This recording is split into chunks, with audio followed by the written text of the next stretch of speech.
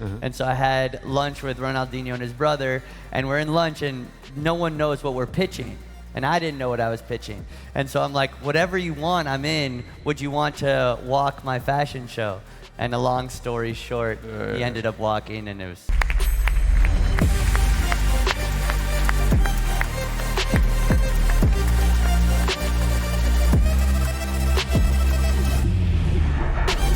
Whoa! Everybody. Nice to meet you, man. Welcome. How are you? I'm good. How's everyone? Just arrived this morning from Los Angeles. I did. Yeah. Well, so what was going on in Los Angeles? I was doing a stand-up comedy fashion show. Uh-huh. And I was pretty nervous because I had to do stand-up jokes. And now I'm even more nervous because I thought this was in front of like 10 people, and now we're in front of 10,000 people. So pretty amazing. And a really huge stage. This Yes. is probably the biggest conference stage in Europe. It's incredible. I'm excited to be here. Yeah, and it's all for you. Exactly. Yeah? So let's do a little market research first. Who has ever heard about KidSuper? Woo! Yeah, guck mal. Yeah, okay. Perfect. Yeah. When did you start? I started making t-shirts when I was like 14, 15 in high school. And then slowly I converted my college dorm room into a store. I got kicked out of the dorm room for doing that. And then I moved into the back of the store, so I was living in the back of a store in Brooklyn. And then you slowly continue, and then I did Paris Fashion Week, and now I'm in Germany. Yeah, this is how exactly how it happened. This is how it goes. Yeah, and how would you describe yourself to the people? So you are an artist and singer, a producer, fashion designer, a soccer player. I definitely wouldn't say singer yet. But no, I'm a fashion designer first, but to make it now you have to do many different things. So I got the opportunity to do album arts and music videos and merch design, and from there they ask you to do gallery shows, and you kind of take any opportunity that comes your way. And then now we're doing fashion shows and public conference talks. So yeah, anything and everything. And just want to explain how big he became during the last years. In 2023, you did the man fashion for Louis Vuitton, yeah? I did. I'm the first ever guest designer for Louis Vuitton. Pretty crazy. Yeah. Someone has to do it. Someone has to do it. Yeah, that's it.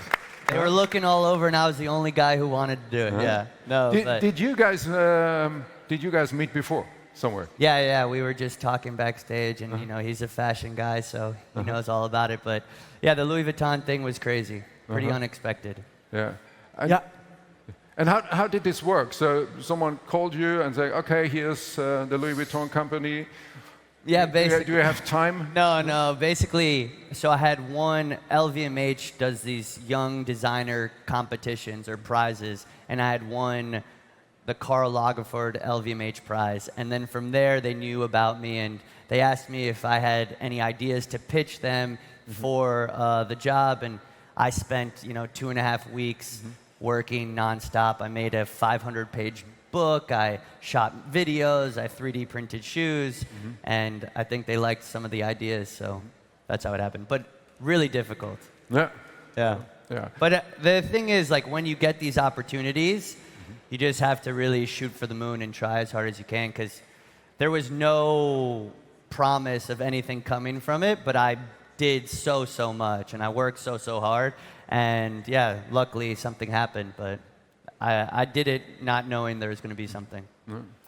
Yeah, so actually we talked already about your last 10 years in the last 1.5 minutes, so it's very, very impressive. I want to also, on behalf of everyone who's close to fashion, say thank you that you brought a little light, a little sense of humor, creativity, inclusivity into that fashion landscape, because I think that is very new. That is what the people love you for. And yeah, that is obviously something I wanted to tell you in front of everyone. For me, it's interesting because you approach projects very differently, very holistic. Everything feels so easy, so intuitive. So if you ask me, you're way more, and we talked about it as a designer, you see everything in a very holistic 360 way. Can you explain the people how you approach projects? Do you see the activation already in front of you when you design stuff? Yeah, I think and for those of you who don't know, but I've done a couple fashion shows that have pretty much broken the mold of what a fashion show should be. I did a stand-up comedy fashion show where the models were comedians. I did a theater play fashion show. I had Ronaldinho walk a fashion show. I did a claymation fashion show. And for me, it was really, and again, I kind of said it before, but when you're given these opportunities, it was like, I'm going to try to do the thing that I think is the most amazing. And what's fun now is like, that's considered good marketing. You know, like everyone's writing it down, like, oh, I can't believe he thought about putting Ronaldinho on the runway. Like, now he broke all soccer views and all this stuff. And for me, it was like, since I was 8, I wanted Ronaldinho on the runway. Right. So it was really about doing things that I am super passionate about and being authentically myself, but also super transparent. Every time I do a project, I show myself sleeping on the floor, or I show the 10 videos of me where I tried something that failed. So I think people that know about the brand kind of feel like they're on the journey as well. And I think that's important, and it gives me the freedom to try new things as well, because they see me fail and succeed as much as I succeed and fail, and I think that's cool. Just one short question. How did you make this happen to get Ronaldinho on the runway for Louis Vuitton? It's a very did you meet him before? Or? It wasn't for Louis Vuitton, it was for KidSuper. Oh, KidSuper, I'm sorry. Yeah. It's a great story, but for 10 years, I used to Instagram, like, I love you, Ronaldinho, like, marry me, Ronaldinho, or like, happy birthday, Ronaldinho, and someone DM'd me and said, hey, I know Ronaldinho. And I was like, no, you don't. And so he knew Ronaldinho a little bit, and he put me in a group chat with Ronaldinho and Ronaldinho's brother, and every time I did something amazing, he would send it to the group chat. Okay. And so after a year, they were like, okay, we'll meet. And so I had lunch with Ronaldinho and his brother, and we're in lunch, and no one knows what we're pitching. And I didn't know what I was pitching. And so I'm like, whatever you want, I'm in. Would you want to walk my fashion show? And a long story short, he ended up walking, and it was... You stalked him for a couple of years. Exactly. To get him on the runway. Yeah. A lot of years. Okay. Huh? What impressed me the most when I observed your success story, I think it's easy to do the same trick over and over again, but it really feels that everything you do is different, is unique, is conceptual, which of course also, I guess, helps you to cut through the clutter. Because there's so much going on, but every time you do something, it goes viral. So can you maybe also describe the creative process behind those projects? Yeah, they're really not easy. And there's so much more work goes into it than I think people think. But again, I am trying to constantly one-up myself. And again, the little bit of success that I've received kind of inspires you to take risks, right? My first ever Paris Fashion Week show during COVID was a stop-motion fashion show. So all the clothes were miniature. I had ripped off the heads and 3D printed like Salvador Dali and Maradona and all these people. And I thought I was going to get kicked off of Paris Fashion Week because the clothes were this big. And I ended up getting like this big success from it. And so once I realized that the creative ideas was what people were looking for, I tripled down. But yeah, every season I have to come up with a new idea. My next Paris Fashion Week show's in a month, and I'm trying to get Cirque du Soleil models to do backflips on the runway. Amazing. Yeah. I know, so someone told me that you're also working on a very interesting project in New York City, which is your home turf. Can Brooklyn. you... Born and raised in Brooklyn? I was born and raised in New York City, and I now just opened up a like 10,000 square foot building, and there's a storefront, there's a gallery, there's 2 recording studios, there's a podcast studio, there's a photo studio, there's a little cafe, there's an art studio, there's a little bar, and I'm trying to put a soccer field on the roof. And if I can get the soccer field, it'll be my like Willy Wonka factory, which would be amazing. Yeah, your fashion is really well known for a lot of colors, bright colors. What's wrong with you today? Oh, yeah, subtle. Yeah? Really subtle outfit. Yeah. No, I think for me, when I was starting out, it was about making statement pieces that would start conversation and get you known a little bit. So, yes, if I made some black pair of jeans, nobody was going to be like, where are those from? Yeah. So you wouldn't find out about the brand. So the more outrageous the clothes were, it was better. And for me, I was always making clothes that would start more opportunities. And I think it's quite cool when you have a KidSuper jacket and you walk down a street, someone will stop you and you might make a new friend. Yeah. Yeah. Where do you get your inspirations from? Yeah, of course. Let's go, crowd. Yeah. Where do you get your inspirations from? For all the designs, I mean, even traveling here, I'll go by and I'll see, I mean, maybe not so inspired. No, I'm just kidding. But yeah, different things, art, music, fashion, all the things kind of spin in and you don't know where inspiration's going to come from. I think also the ideas of the shows, like now that the next concept, Cirque du Soleil, now I'm looking at all the costumes from Cirque du Soleil and I'm adding that to the collection. So it's been, when you have these themes for shows, it's quite inspirational. Even the comedy show one was inspirational towards designs that you don't necessarily think would be a cause for inspiration. Title of the show was Netflix is a Joke, and there was a part that was called Fashion is a Joke. Yeah, so I just did Fashion is a Joke, which Netflix is a Joke is their whole comedy sector.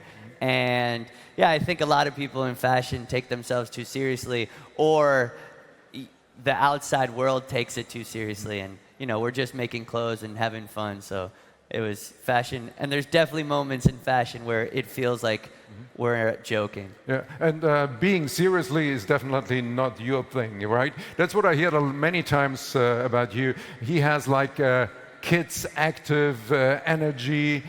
Yeah, he's a bit different. That's what people say about you. Yeah, I mean, I think the kid spirit was definitely part of the brand with KidSuper, but it is also just how I live life, this optimism. I'm grateful for everything. I'm excited for everything. I'm enthusiastic. And I also see all the opportunity in every little thing that I do. You know, there's a billion people in front of us right now. And maybe one of them has an opportunity that I'll end up on a spaceship on Mars. Yeah. So we'll see what happens. Yeah. Till, one more question before we go and to talk about collaboration, because it's also a really important part of your business. How did the name KidSuper come about? So I hit puberty really late.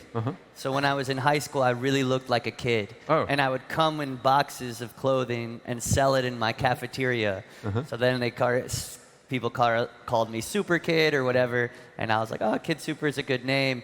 And I like the idea that a brand name kind of inspired you to be great. And it was very funny when I first started, I was like, oh, it's called KidSuper, it's kind of childish, no one will ever take it seriously, it's not like a French name. And then fast forward 10 years, I'm guest designing for Louis Vuitton. So that's pretty amazing. Yeah, really international. Yeah, things feel possible, so. Yeah, of course, of course. Till, collaboration, so that's also yeah, so now we have heard that you work for Louis Vuitton. We have heard that you globalize your own brand. Everyone knows you. You hang with Ronaldinho. So it sounds like a dream came true. And obviously you live in that momentum. Obviously I know that you have big plans for the future and you will reach all of them. However, can you still remember how the early days started? So you started with screen printing T-shirts in your college. Can you also describe a bit the journey and what you need to get there where you are today? It's a good question. Yeah, I mean, again, when you're starting out, you have for me, I didn't have a direct path. I didn't know what was going to hit or what wasn't going to hit, especially in fashion where everything's changing so quickly. But what was cool about streetwear, and you know, people think it's different, streetwear and fashion or whatever, but there is a culture in streetwear where it's like a jersey you wear that represents you and your friends and the community and the music you like and that. And so I was really obsessed with trying to make that thing, that community, because I had moved all around, and my mom's from Spain, and she moved to New York in the 70s, and she always described the 70s where like everyone was an artist, and they're living for $1 and collaborating and blah, blah, blah. So I was like, okay, how do I make that with this brand? And so early on, I would do anything anyone asked. So like as I was saying, I would design your jersey, I would design your album art, and I think that created a cool ethos within the brand where all of those people that were not successful suddenly started getting successful. And like the random stylist that was an intern at a company that I would be the only one who would let them use my clothes for styling is now styling the biggest artist in the world. But back then they weren't the big, like now styling Bad Bunny or something. And so all these little relationships I didn't realize but became building blocks. And then as you were talking about collaborations, when you're starting out, to be creative and have this freedom and be able to do all these fashion shows, you need to create a substantial business. But if you're young, it's pretty hard. How are you going to get money? And with fashion, you always need like a huge check in your back pocket to order the next line and the next line. And so these collaborations that I've done have always allowed me to be a little bit more free because I didn't need to get investment. I didn't need to. And if I had an investment, he would have been like, what's your third quarter sales? I think this is financially irresponsible for you to do this fashion show. But when you're starting out, you kind of want to build a brand over worrying about sales, I think. Well, I mean, that's a bad... Yeah. And I think they lost a huge collaboration with Canada Goose and with Puma. Yeah. The actual collaborations. Could you say about what's coming up? Yeah, I mean, the Puma one was really cool because I had this idea for the marketing to do a cartoon series. And they said, no, please don't do a cartoon series. It doesn't make sense. The clothes will be drawn. And then COVID hit. And so they're like, please do a cartoon series. And so I ended up doing this 30-minute cartoon series for this Puma drop. And now I'm talking to Netflix about this cartoon. And so I love the idea of, working with different mediums and ways and expanding on ideas. It's not just a commercial. Now it's a cartoon. Now people are waiting for episode 3 or 4 or 5. So yeah. Okay. So what are the plans for today, and probably how long are you going to stay in Germany? And I'm here for a day. Wow. I'm trying to go play some soccer. Not with me. I'm trying to meet new people, fall in love. No, I'm just kidding. Yeah, I'm excited. Yeah. Nico.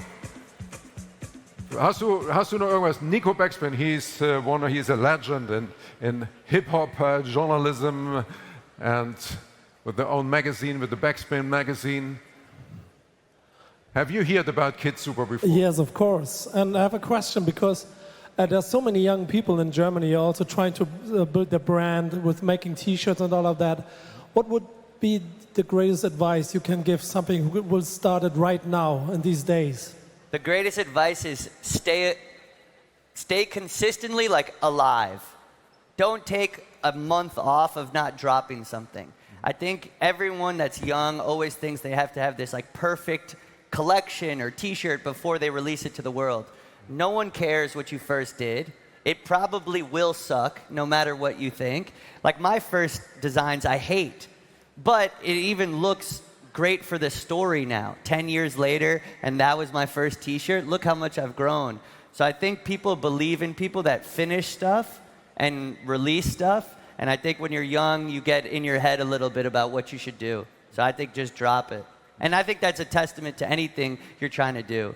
If people can believe that you're going to be the guy who's going to show up and finish, then they'll buy a T-shirt eventually. Yeah. Great advice. Yeah. Hey, it's so cool to have you here today. Ladies and gentlemen, Calm the Lane, KidSuper. Have fun, enjoy your day in Hamburg. Thank you guys, this was awesome. Checkt das mal aus, KidSuper. Natürlich gibt es auch Online-Website. You deliver to Germany, of course. Yeah. Yeah. Nice to meet you.